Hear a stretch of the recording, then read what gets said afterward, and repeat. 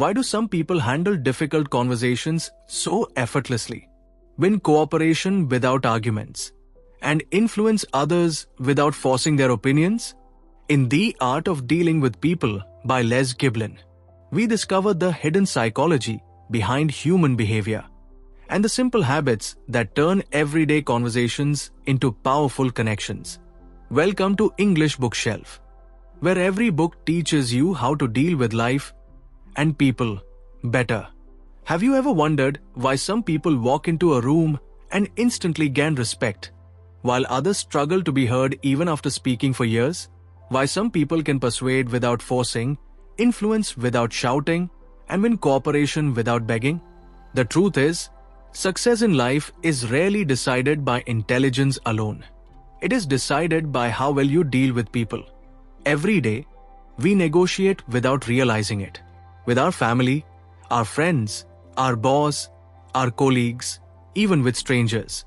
And yet, no one ever teaches us how human behavior really works. We assume people should understand us. We expect them to agree with us. We get frustrated when they don't. And slowly, relationships break, opportunities disappear, and misunderstandings grow. This is where The Art of Dealing with People by Les Giblin steps in, not as a motivational fantasy, but as a practical guide rooted in human psychology. This book does not teach manipulation. It teaches understanding. It does not tell you how to control people. It shows you how to work with human nature instead of fighting against it. Les Giblin starts with a powerful truth. Every person you meet is driven by emotions, not logic.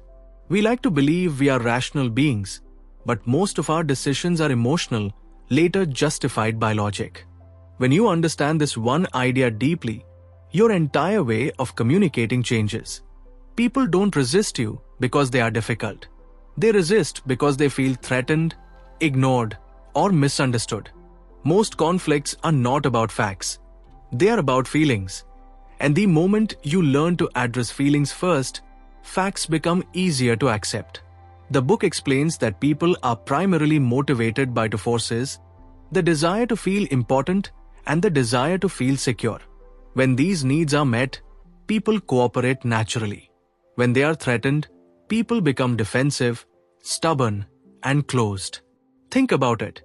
The fastest way to lose influence over someone is to make them feel small, correct them harshly, embarrass them publicly, dismiss their opinions. Even if you are right, you lose. Because when pride is wounded, logic no longer matters. Les Giblin teaches that winning an argument often means losing a relationship. Real power lies not in proving someone wrong, but in guiding them gently toward understanding. People don't want to be corrected. They want to be appreciated. One of the most important ideas in this book is that people act according to their own self-image. If you treat someone as untrustworthy, they will behave that way. If you treat someone as capable and responsible, they will try to live up to that image. Your expectations silently shape behavior. That is why criticism rarely changes people. It only creates resentment. Encouragement, on the other hand, builds confidence. And confident people improve naturally. The book emphasizes listening as one of the most underrated skills in dealing with people. Most of us listen only to reply, not to understand. We interrupt. We judge. We prepare our next sentence while the other person is still speaking. And in doing so, we miss the emotional message behind the words. When someone feels genuinely heard, half the conflict disappears. Listening is not passive. It is an active way of showing respect. And respect is the currency of influence. Les Giblin also talks about handling difficult people, not by confronting them aggressively, but by understanding what drives their behavior. Anger often hides fear. Arrogance often hides insecurity. Stubbornness often hides the need for control. When you see beyond behavior and understand motivation, dealing with people becomes easier. The book reminds us that people want solutions that benefit them. If you want cooperation, you must show how your idea serves their interest. This is not manipulation, It is empathy. People are more willing to help when they see personal value in doing so. Another powerful lesson is about emotional control. When you lose control of your emotions, you hand control to someone else. Calmness is strength. Silence can be more powerful than argument. The person who stays composed in conflict often wins without fighting. Les Giblin explains that confidence is not about dominance. True confidence is calm, respectful, and grounded. It does not need to prove itself. And people naturally trust those who are comfortable in their own skin. As this book unfolds, it becomes clear that dealing with people is not about tricks or techniques. It is about mindset. When you genuinely respect people, understand their emotions, and communicate with clarity and empathy, influence becomes natural. This book teaches that success in business, leadership, relationships, and life itself depends less on what you know and more on how you make people feel. Skills open doors, but people keep them open. And this is just the beginning. This book taught us that people are driven by emotions rather than logic. This book takes us deeper into the real battlefield of human interaction, ego. Les Giblin makes it clear that the biggest obstacle in dealing with people is not intelligence, talent, or disagreement.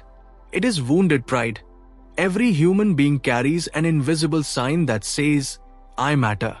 When that sign is respected, doors open. When it is ignored or attacked, walls rise instantly. Most people don't argue because they disagree with you. They argue because they feel disrespected. The book explains that the fastest way to lose cooperation is to tell someone they are wrong directly. Even if the facts are on your side, the moment you attack someone's ego, their mind shuts down. They stop listening, stop reasoning, and start defending themselves. This is why smart communicators avoid blunt confrontation. Instead of saying, "You're wrong," they say, "I may be mistaken," or "Let's look at this from another angle." These small changes in language lower emotional resistance and keep conversations open. Les Giblin emphasizes that people don't like orders. They like choices. When you command someone, you trigger rebellion. When you involve them, you trigger cooperation. Influence grows when people feel they are part of the decision, not victims of it. One of the most powerful lessons in the book is about appreciation. Not flattery, but genuine recognition. Flattery feels fake and temporary. Appreciation feels real and lasting. People can sense the difference instantly. When you appreciate someone's effort, not just results, you strengthen their motivation. When people feel valued, they go beyond expectations. They don't work harder because they are forced to. They work harder because they want to. The book also explains why criticism almost never produces long-term improvement. Criticism focuses on mistakes, not potential. It makes people defensive instead of reflective. Encouragement, on the other hand, shifts focus to growth. People improve faster when they believe they can. Les Giblin talks about the importance of timing in communication. The same words can inspire or destroy depending on when they are spoken. Correcting someone in public humiliates them. Correcting them privately preserves dignity. And dignity is everything in human relationships. Another powerful idea is that people want to feel understood before they are willing to understand you. If you rush to explain your point without acknowledging theirs, you create resistance. But when you first validate their feelings, even without agreeing, you gain trust. The book teaches that saying "I understand how you feel" is not weakness. It is strength. It signals empathy. And empathy disarms hostility faster than logic ever could. Les Giblin also explains how confidence works in social situations. Confident people are not loud. They are calm. They don't rush to speak. They don't over-explain. They listen more than they talk. And when they do speak, their words carry weight. People naturally follow those who appear emotionally stable. When you stay calm under pressure, others see you as a leader. When you panic, complain, or react emotionally, you lose authority, even if you are right. The book goes deeper into persuasion and explains that people are persuaded more by ideas they believe are their own. If you push too hard, people resist. If you guide gently, people adopt ideas willingly. This is why asking questions is more powerful than giving instructions. Questions invite participation. Instructions invite resistance. When people arrive at a conclusion themselves, they defend it passionately. Les Giblin also talks about handling disagreements gracefully. He explains that disagreement does not have to destroy relationships. In fact, handled correctly, it can strengthen them. The key is to separate the person from the problem. Attack the problem, not the person. When people feel personally attacked, they stop cooperating. When they feel respected, they stay open, even in disagreement. The book reminds us that everyone is fighting a private battle we cannot see. A harsh tone, a short reply, or defensive behavior often has nothing to do with us. Understanding this makes us more patient and less reactive. As this book unfolds, one thing becomes clear. Dealing with people is less about changing others and more about controlling ourselves. Our tone, our timing, our emotions, and our attitude determine the outcome of most interactions. When you master these subtle skills, life becomes smoother. Conflicts reduce, relationships improve, opportunities increase, and influence begins to flow naturally. But this is still only half the journey. By this point in the journey, the book begins to shift its focus toward one of the most uncomfortable truths about human interaction. Conflict is unavoidable. No matter how kind, skilled, or patient you are, there will always be people who challenge you, misunderstand you, or push your emotional limits. Les Giblin does not promise a world without difficult people. Instead, he teaches how to remain in control when emotions try to take control of you. One of the most powerful lessons in this section is about criticism, both giving it and receiving it. Most people fear criticism because they confuse it with rejection. When criticized, the mind does not hear feedback. It hears danger. That is why people either shut down or fight back. The book explains that when someone criticizes you, your first instinct should not be defense. Defense escalates tension. Silence, on the other hand, creates space. When you pause instead of reacting, you regain power over the moment. Les Giblin suggests something surprising: agree with criticism when possible. Not emotionally, but strategically. When you say, "You may be right," you remove the attacker's weapon. Without resistance, conflict loses fuel. This does not mean you accept false blame. It means you value peace over ego. When you stop fighting for pride, you start winning influence. The book also teaches that people often criticize because they feel unheard. When someone attacks, what they are really saying is, "Listen to me." When you listen calmly, even harsh critics soften. Another deep lesson in this part is about anger. Anger feels powerful, but it weakens communication.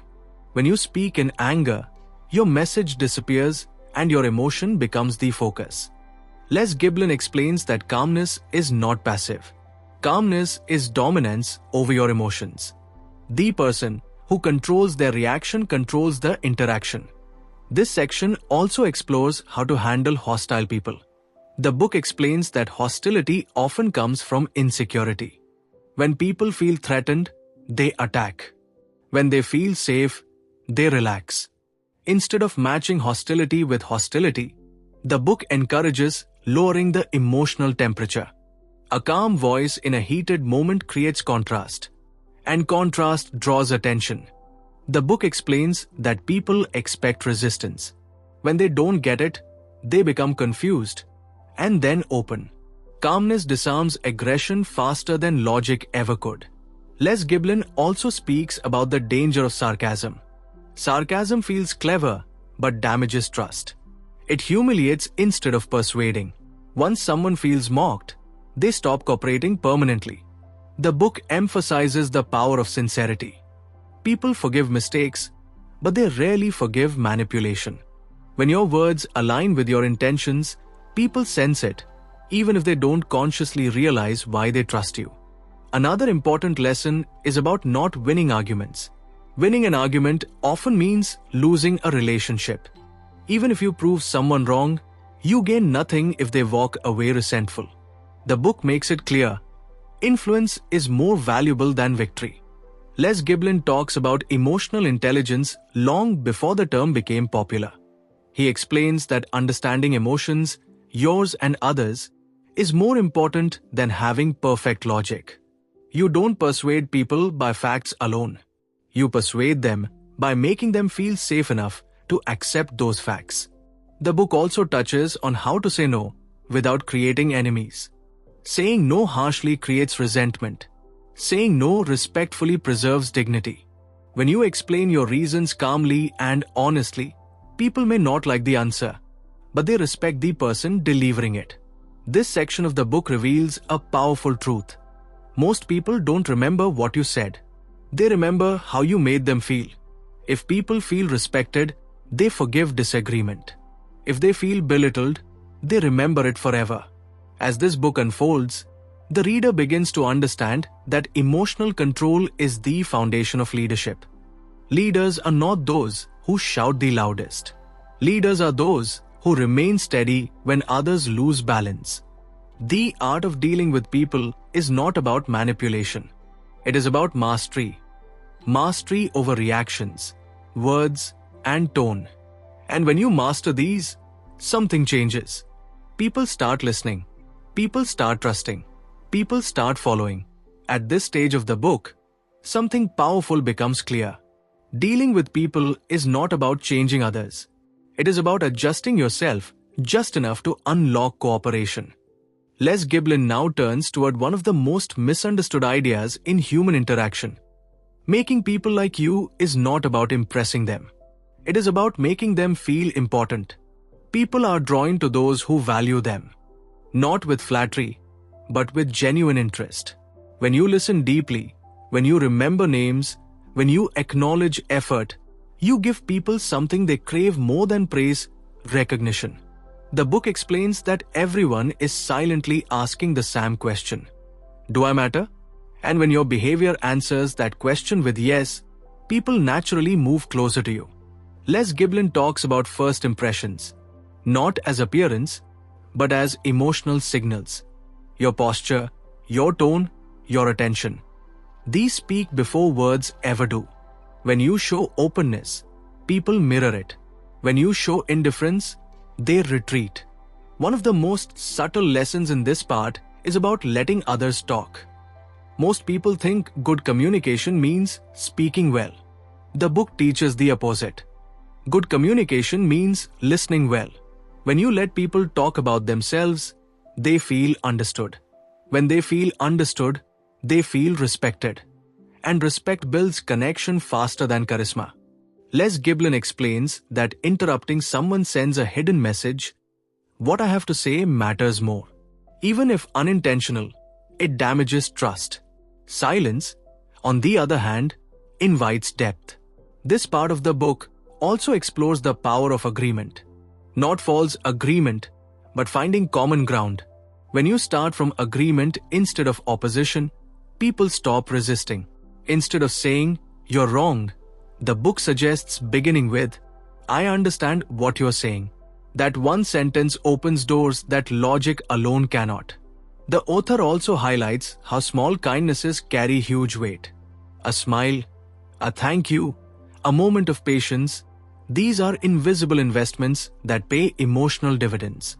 People rarely forget those who treated them kindly during ordinary moments. Another theme in this section is trust. Trust is not built through grand gestures. It is built through consistency.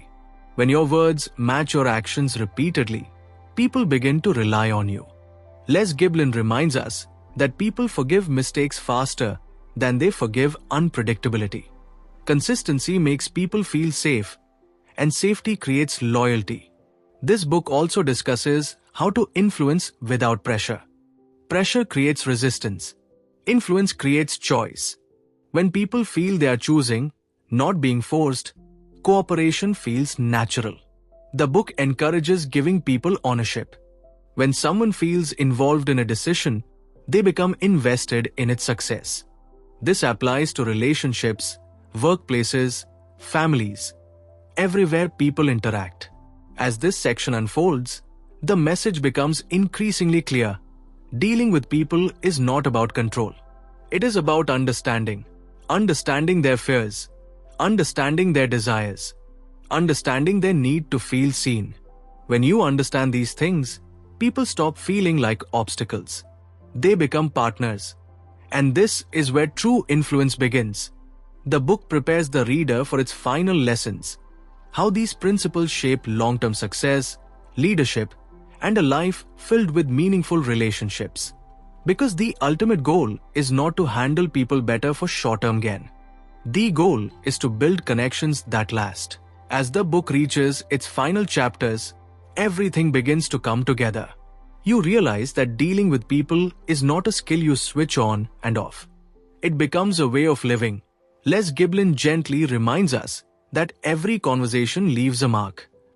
Every interaction shapes how others remember us.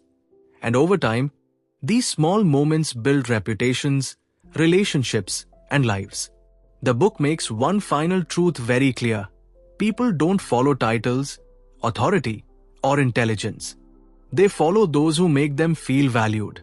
Success, according to this book, is rarely about talent alone. It is about cooperation. And cooperation is born from respect.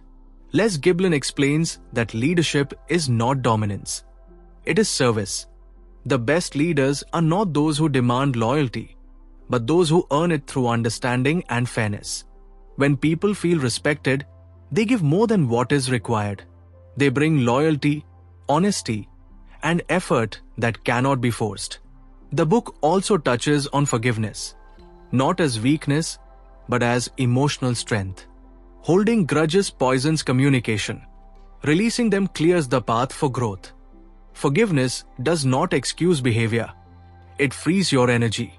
As the author reflects on human nature, he reminds us that people are not difficult by choice. They are shaped by fears, past experiences, and unmet needs.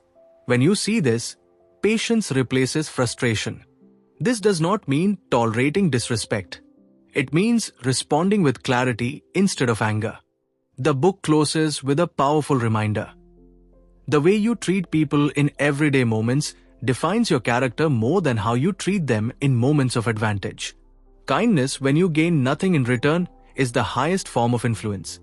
Les Giblin leaves us with a quiet but transformative idea. You don't need to manipulate people to succeed. You don't need to overpower them. You don't need to impress them. You only need to understand them. When you listen instead of reacting, people open up. When you respect instead of argue, people cooperate. When you remain calm instead of defensive, people trust. And when people trust you, doors open without force. This book is not about becoming someone else. It is about becoming more aware of how your words, tone, and actions affect the world around you. Because in the end, success is not measured by how many people you control, but by how many people you uplift. This was The Art of Dealing with People by Les Giblin. A book that doesn't teach tricks, but teaches understanding. A book that reminds us that human connection is not complicated, only ignored. If this story helped you see people differently, remember this. The strongest influence is kindness guided by awareness. And that is the true art of dealing with people. Understanding people changes everything. Your relationships, your career, and your confidence. If this summary gave you a new perspective, don't forget to like, share, and subscribe to English Bookshelf. Because real success doesn't come from controlling people. It comes from understanding them.